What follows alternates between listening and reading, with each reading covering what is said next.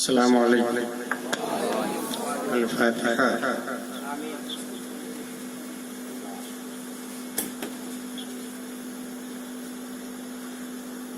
وفي حالة البعد روحي كنت أرسلها تقبل الأرض عني وهي نائبتي وهذه دولة الأشباح قد حضرت فامدد يمينك كي تخطى شفتي. وصلى الله تعالى وسلم على خير خلقه وآله وصحبه أجمعين بحق لا إله إلا الله.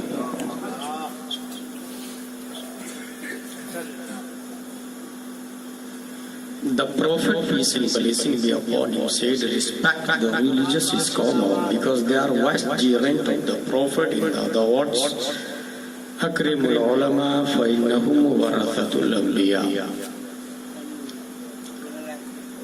That's why I'm taking place from fruits of ulama and start our conversation by these words, Hamidum wa Musallim wa Musallima wa Ba'd. فأعوذ بالله من الشيطان الرجيم بسم الله الرحمن الرحيم.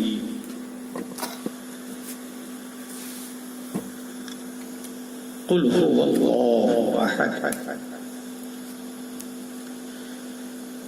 عقیدت محمد کے ساتھ حضور صلی اللہ تعالی علیہ وسلم کی بارگاہ میں درود شریف پڑھیں. اللہم صلی علی سیدنا و مولانا محمد و آلہ وصحبہ وسلم. صلاۃ و سلام علیک یا رسول اللہ.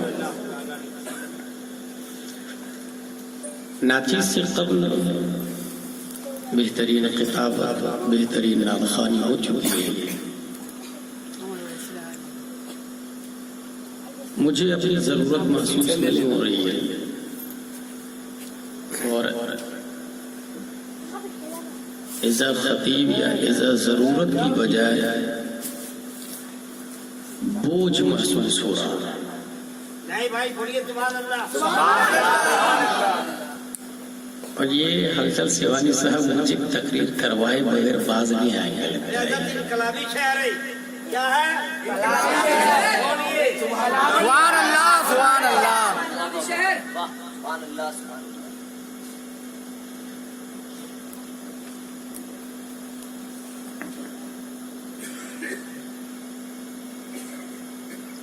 لکل مقام مقال ولکل مقال مقام ایک عرب کا محاورہ ہے.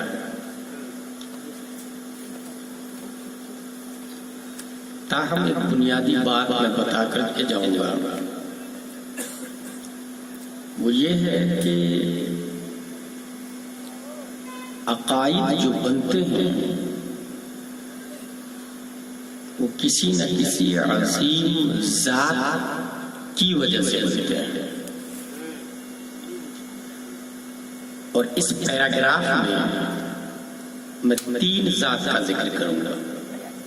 نمبر 1 اللہ، نمبر 2 مصطفیٰ، نمبر 3 مولا علی شیر خدا.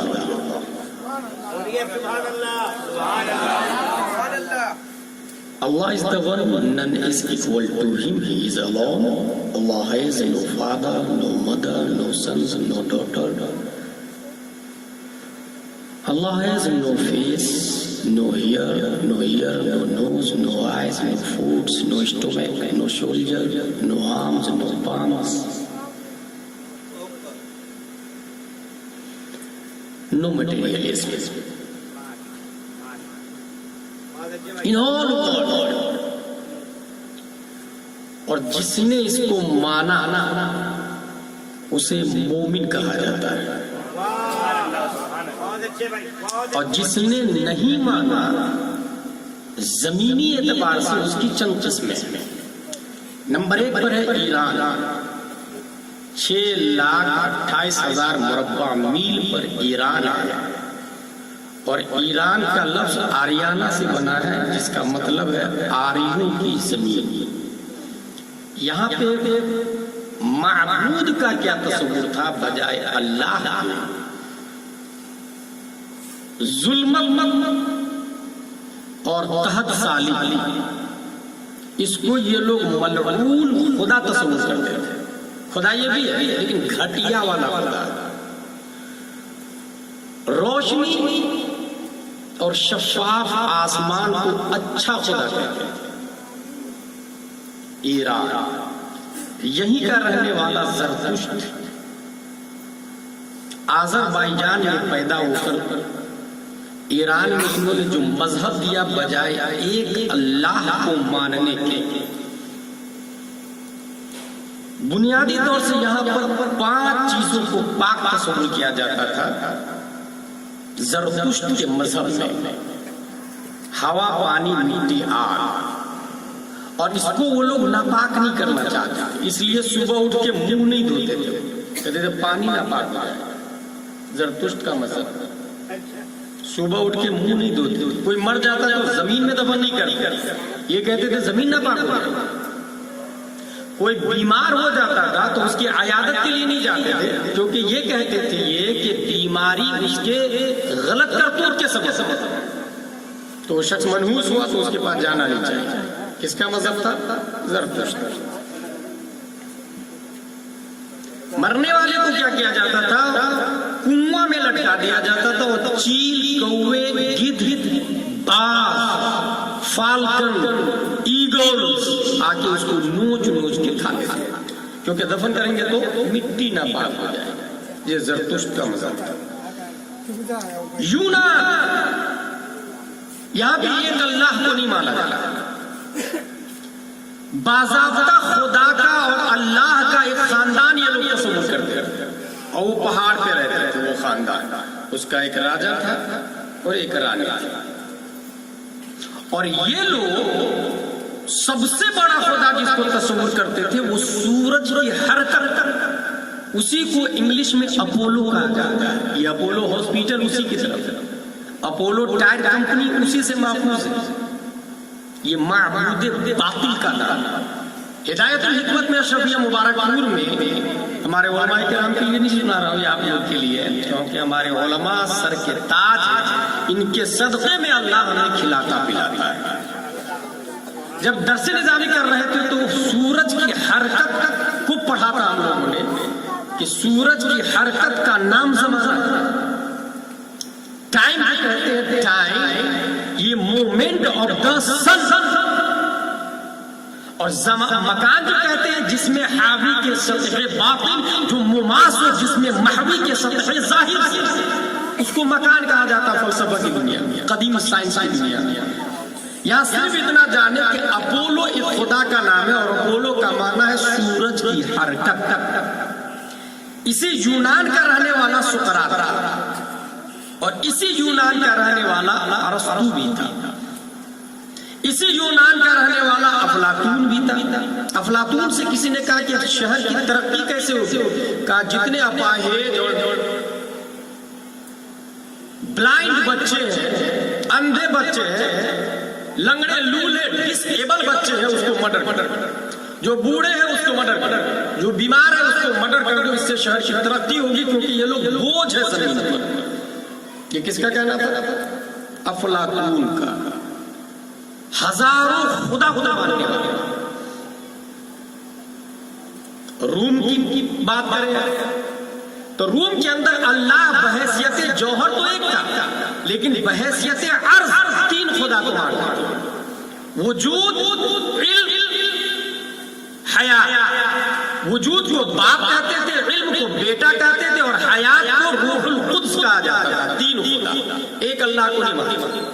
اللہ کو ماننے اور اللہ کو نہ ماننے کی وجہ سے جو عقائد بنے ہیں اس کا ایک اجمالی فرق ہے۔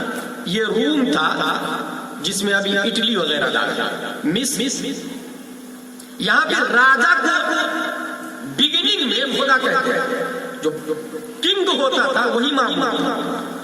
پیرامڈس کا نام سنا ہوگا آپ لوگ، عجائبات دنیا میں۔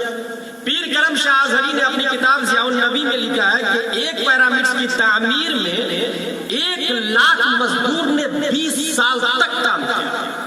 3 پیرامڈ سے میں خود دیکھ کر کے آیا ہوں، 5 روپیہ ٹکٹ لگا تھا ارسل بھائی دیکھنے کے لیے، وہ مصری کے اندر۔ حالانکہ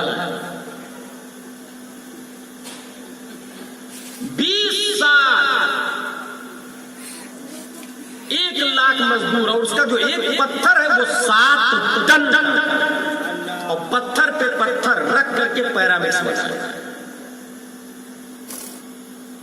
اس لیے بنتا تھا کہ ان لوگوں کا کہنا یہ تھا کہ مرنے کے بعد جو شخص دولت لے کر کے جائے گا، مرنے کے بعد والا جو خدا ہے وہ اس کے قریب رہے گا، اور اگر دولت لے کے نہیں گیا تو مرنے کے بعد جو خدا ہے نا وہ بھگا دے گا، لات مار گا۔ اس لیے جو مرتا تھا تو غلام، باندی، نوکر، ہیرے جواہرات، گدے، صوفہ سے سب لے کے مرتا تھا، دفن ہوتا تھا۔ پیرامڈ اسی پس منظر میں بنایا گیا، یہ سب لے کے دفن ہوتے تھے کہ مرنے کے بعد کا جو راجا ہے خدا ہے وہ دیکھ کے خوش ہو جائے گا، تو اچھا مال لایا، میرے قریب آ گیا۔ یہ کس کا حال تھا؟ مصر کا۔ ہندوستان اس کی دو قسمیں، اس کو البیرونی نے یہاں آ کے سنسکرت پڑھ کے یہاں کے کلچر کو سمجھ کے پھر کتاب لکھی۔ البیرونی نے، کتاب کا نام ہے تحقیق مال الہند۔ عوام کا عقیدہ ہندوستان میں الگ ہے، جو ایک اللہ کو نہیں مانتا، اور خواص کا الگ۔ خواص کا یہ کہنا ہے، بھگوت گیتا میں باسدیو نے جو کہا، انی علی الکل من غیر مبدئ بولادۃ او منتہا بوفاء، میں ہی کل ہوں، آئی ایم آل۔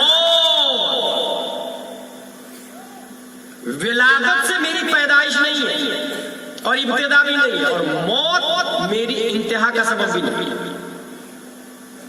یہ کس کا عقیدہ ہے؟ خاص لوگوں کا، پڑھے لکھے لوگوں کا۔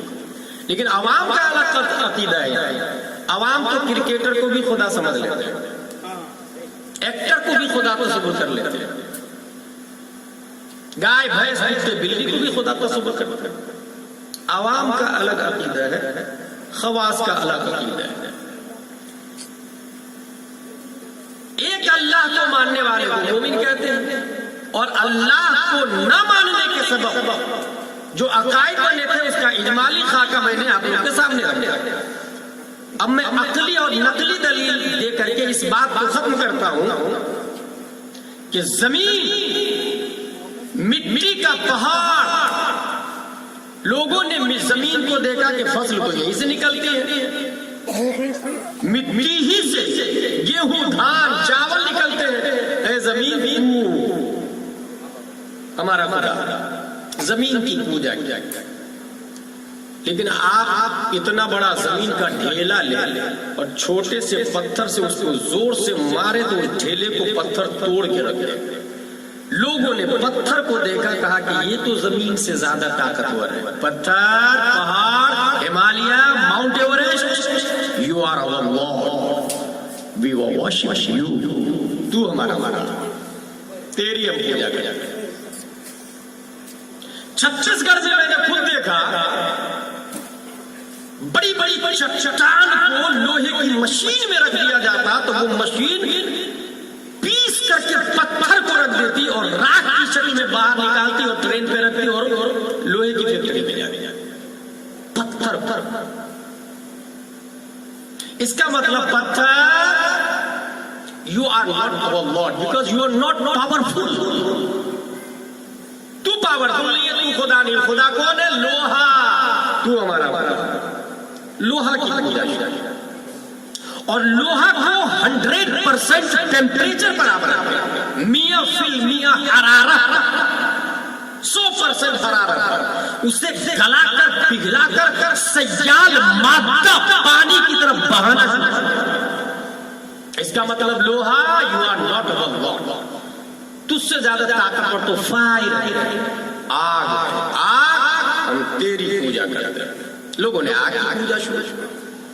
آگ کے شعلے جب آسمان سے باتیں کر رہے ہو، ایسے ماحول میں بارش، ابر بارندہ، آسمان سے باتیں کرنے والے شعلوں کو چند لمحوں میں اپنی بوندوں کے ذریعے خاک میں ملا دیا۔ لوگوں نے کہا آگ کی خدا نہیں ہو، خدا تو پانی ہے، سمندر، ندی، گنگا، یمنا، تو ہمارا مالا، اس کی پوجا شروع کر دی لوگ۔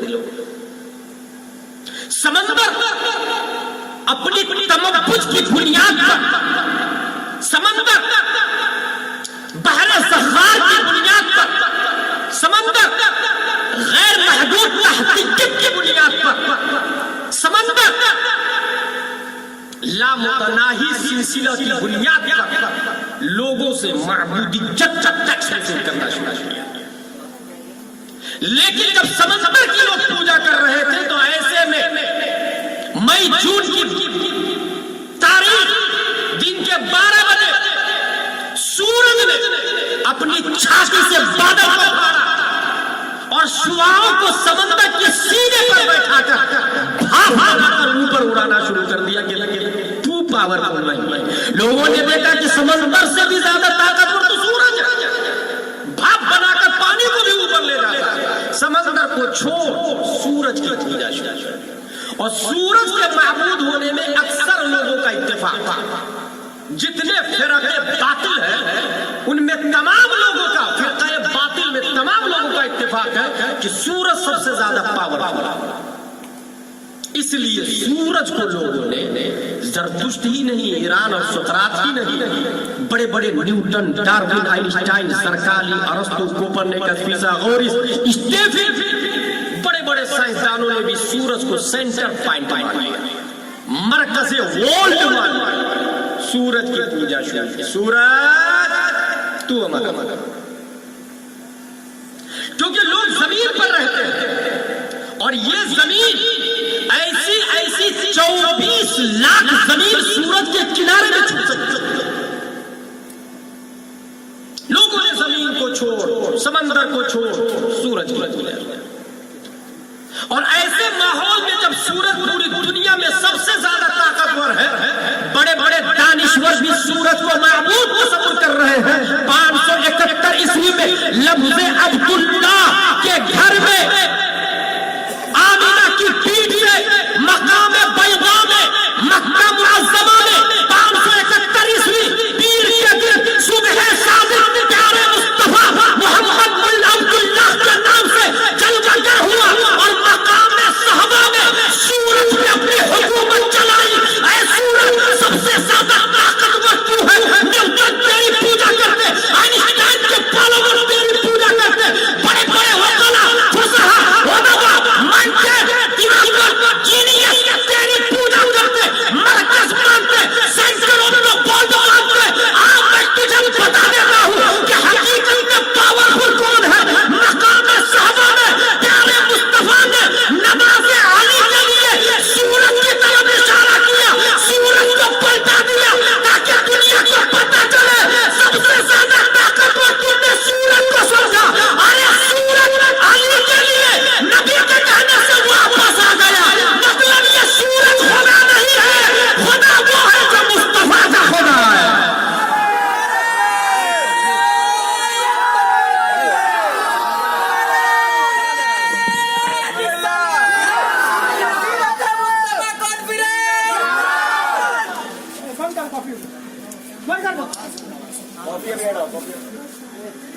یہ مطلب ہوا اللہ کی وجہ سے، اللہ کے تعلق سے،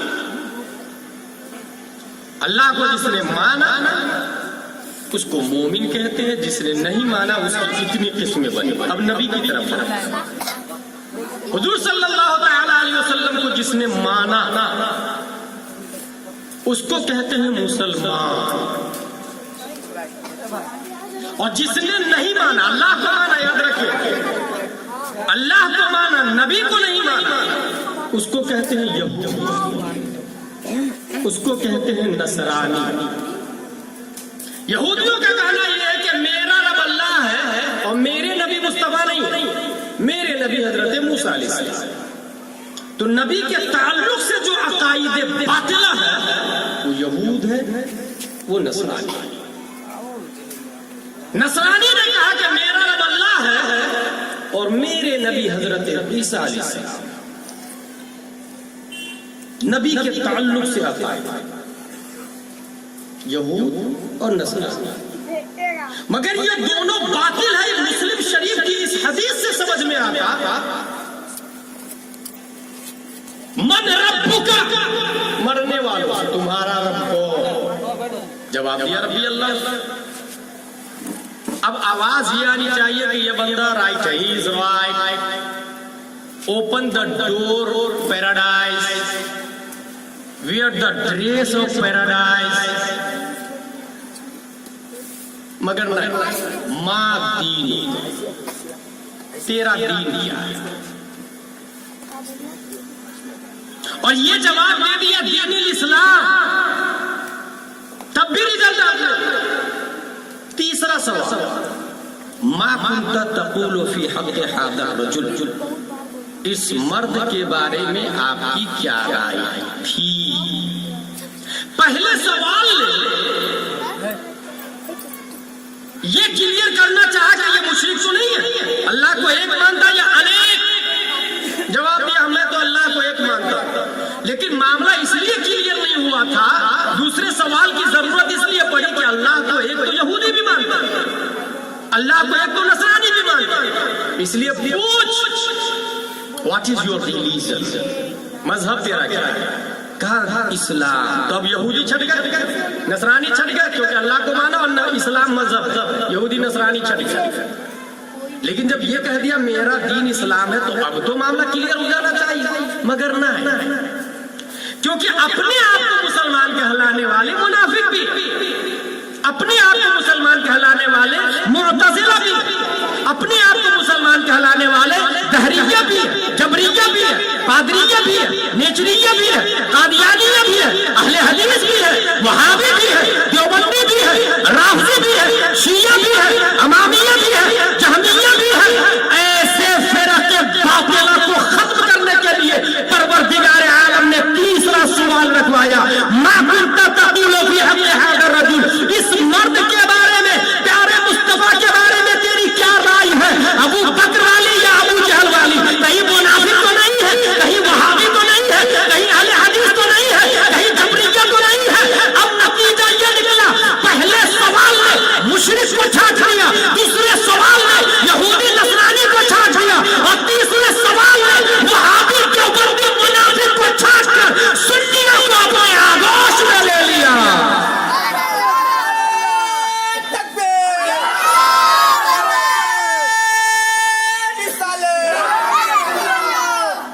اس کا مطلب یہ ہوا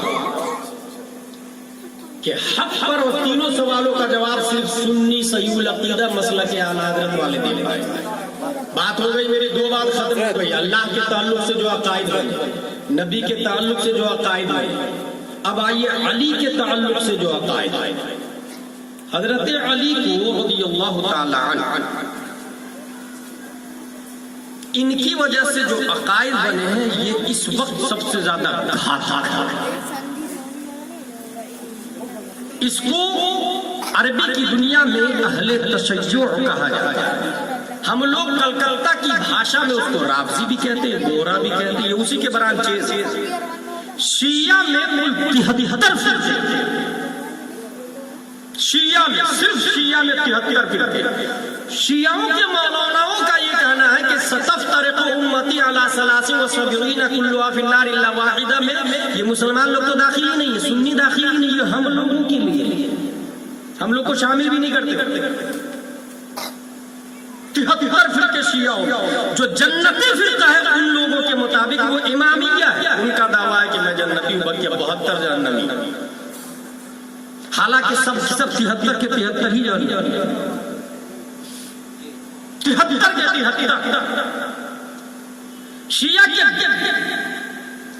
کل بڑے فرقے شیعہ میں 3 ہیں، پھر اس کے برانچیز نکلے۔ ایک کا نام ہے غلاة، دوسرے کا نام ہے زیدیہ، تیسرے کا نام ہے امامیہ۔ غلاة کے 18 فرقے ہیں، زیدیہ کے 3 فرقے ہیں اور امامیہ کے 8 فرقے ہیں، پھر اس کے برانچیز نیچے آئے۔ اور اپنے یہاں جو گورا وغیرہ دکھتے ہیں اس میں بھی الگ الگ برانچیز۔ یہ فرقے کی ابتدا کب ہوئی؟ حضرت علی کے ہمراہ ہوئے، اور یہ ان کا دعویٰ ہوا شیعوں کا کہ علی نص جلی اور خفی سے نبی کے بعد خلافت کے مستحق ہے۔ ابو بکر خلیفہ نہیں، ناجائز قبضہ کر لیا ابو بکر، عمر نے بھی ناجائز قبضہ کیا، عثمان نے بھی ناجائز قبضہ کیا۔ بنیادی عقیدہ بتا رہا ہوں شیعوں کا، اور اس کو میں نے کوٹ کیا حدوث الفتن و جہاد و اعیان السنن سے، محمد احمد مصباح شفیع کے سابق پرنسپل کی کتاب سے، جو مصر میں بھی چھپی عربی۔ ابو بکر بھی نہیں، عمر بھی نہیں، عثمان بھی نہیں، نص جلی اور خفی سے، نص جلی اور خفی سے حضرت علی ہی خلیفہ ہے، جبکہ بخاری شریف اور مسلم شریف دیگر آیتیں، حدیثیں اور تاریخیں یہ بتاتی ہے خود نبی کی موجودگی میں 17 نمازیں جس نے پڑھائی وہ حضرت ابو بکر صدیق کی ذات ہے۔ حضرت علی سلاخوں پر، مگر نبی کے بعد خلیفہ اول ابو بکر صدیق رضی اللہ تعالیٰ عنہ۔ سبحان اللہ سبحان اللہ۔ ڈیٹیل میں نہ جاتے ہیں، آپ کو بننا چاہے 10-15 منٹ اور لوں گا میں، کو ایسے بھی بوجھ ہونا میں ابھی اس وجہ سے۔